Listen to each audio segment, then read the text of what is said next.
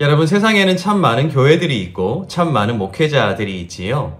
교회마다 나름대로의 목표를 세워두고 그 교회를 어떤 공동체로 만들 것인가 하는 것을 고민하며 실천하고 있을 것입니다.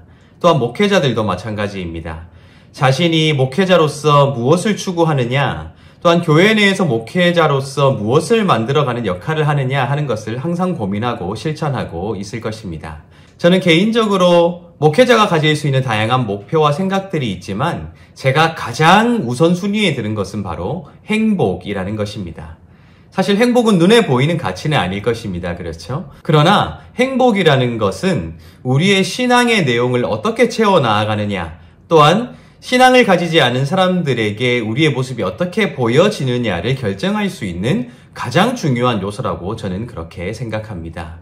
우리가 나아가서 전도하게 될 때, 예수를 모르는 자들에게 예수를 믿자고 이야기할 때, 또 교회를 모르는 자들에게 교회에서 신앙생활 함께 하자고 이야기하게 될 때, 많은 사람들이 우리에게 당신은 그렇게 교회 생활을 함으로 또한 예수를 믿음으로 행복한가요? 라고 묻는다면 우리가 당연히 나는 행복하기에 당신에게 그것을 전하는 것입니다 라고 말할 수 있다면 얼마나 좋을까요? 그런데 만약 내가 행복하지 않고 내가 예수를 믿는 것이 전혀 행복하지 않거나 또한 교회에서 신앙생활을 함께 하게 되는 것이 전혀 아름답게 여겨지지 않는다면 내가 누군가에게 복음을 전하고 내가 누군가에게 예수의 이름을 전하며 그렇게 우리 교회의 일원이 되어 달라고 전도하는 일이 얼마나 공허한 일인가 하는 것을 생각해 볼 때 신앙생활 하는 것은 나에게 행복해야 한다.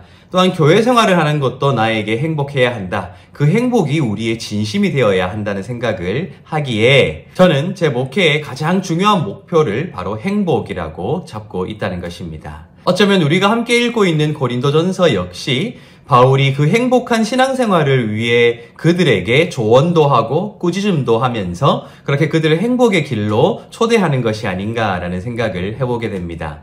특별히 고린도전서 12장 가운데 14절부터 20절을 제가 읽어드릴 테니까요. 이 말씀 이면에 있는 고린도 교인들이 은사를 어떻게 판단하고 있었고 사용하고 있었는가 하는 것을 한번 잘 상상해 보시기 바랍니다.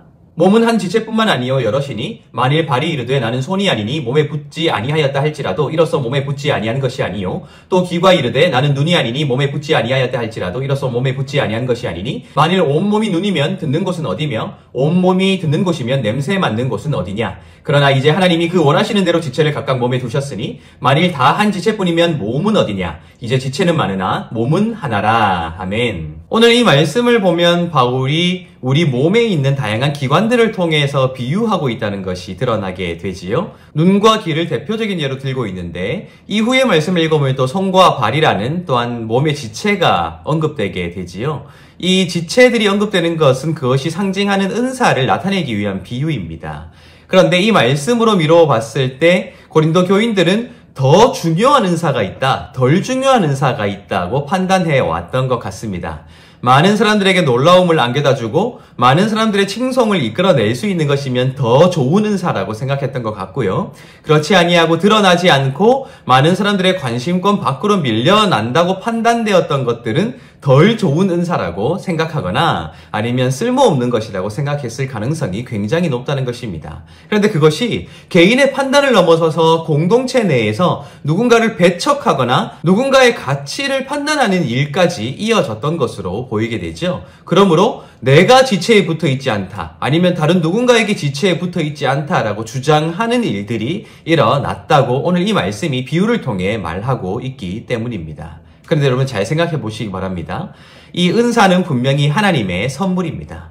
하나님께서 이 은사를 주셨다는 것은 하나님의 일을 하나가 되어 이뤄가기 위해 필요한 사람에게 필요한 것을 주신 것입니다. 그 주도권은 하나님께 있기에 그들이 받은 모든 은사는 하나님의 것이며 하나님께서 주셨기에 모두 소중하다는 것이죠. 그런데 이 사람들이, 그 은사를 받은 사람들이 그것을 판단하며 덜 소중한 것으로 여기고 있으며 더 나아가서 그것으로 경쟁하는 구도에 이르렀기에 그것이 하나가 되어 하나님의 일을 이루어가는 일을 방해하고 있었다는 것이죠. 그런데 더 근본적으로 여러분 생각해 보시면 지금 고린도 교회 내에서 은사를 중심으로 경쟁이 일어나고 있습니다. 그런데 이 교회 내에서 경쟁이 일어나게 되는 순간 그 교회에서 함께 모여 신앙생활하는 그들이 과연 행복하다 말할 수 있을까요?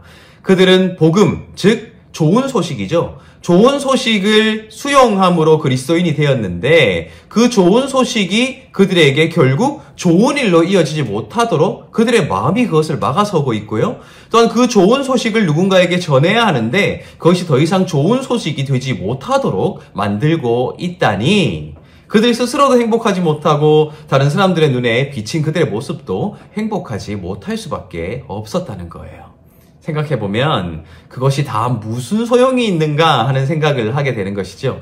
내가 행복하지 못한데 또 누군가에게 행복을 전하지 못하는데 내가 왜 이 인내를 하고 수고를 하고 고생을 하고 또 때로는 박해를 받으면서 신앙생활을 해야 되는가 생각해보면 그것이야말로 굉장한 모순일 수밖에 없다는 것입니다.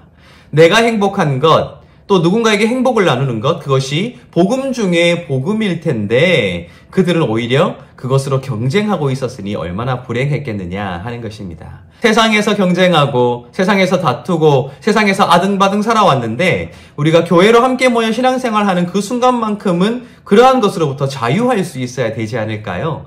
누가 더 많은 일을 하느냐, 누가 더 부각되느냐, 누가 더 자신의 이름을 알릴 수 있느냐 그러한 것들은 교회가 아닌 세상에서도 우리가 많이 겪으며 경쟁하며 그렇게 아파하며 살아가는 근거가 된다는 것이죠. 우리가 교회로 모였다, 그리스도인이 되었다, 복음을 받아들였다, 좋은 소식을 받아들였다는 것은 그 모든 것들로부터 우리를 건져내시는 하나님의 구원을 우리가 고백한다는 것일 텐데 언제부터인가 우리가 그 구원을 경험한 자로 행복하지 못하다면 나는 과연 무엇을 포기할 수 있을까? 내가 무엇을 내려놓아야 할까 하는 것을 한번 생각해 볼 수 있어야 한다는 거예요. 여러분 이 은사에 관한 이야기는 참 할 말이 많습니다. 그렇죠? 이 은사에 관한 것이 얼마나 중요했으면 12장부터 14장이라는 굉장히 넓은 지면에 기록되어 있습니다. 그러나 우리가 기억해야 하는 것은 그것은 경쟁의 근거가 되어서는 안 된다. 하나 되어 하나님의 일을 이루어 가야 한다. 그것이 우리의 행복한 신앙생활을 위해 가장 중요한 요소일 수 있다는 것을 우리에게 말하고 있다는 것입니다. 우리가 그것을 기억하고 날마다 우리를 하나 되게 하시는 그 하나님의 놀라운 은사를 경험함으로 하나님께 영광 돌리며 살아가게 되시기를 예수님의 이름으로 축복합니다.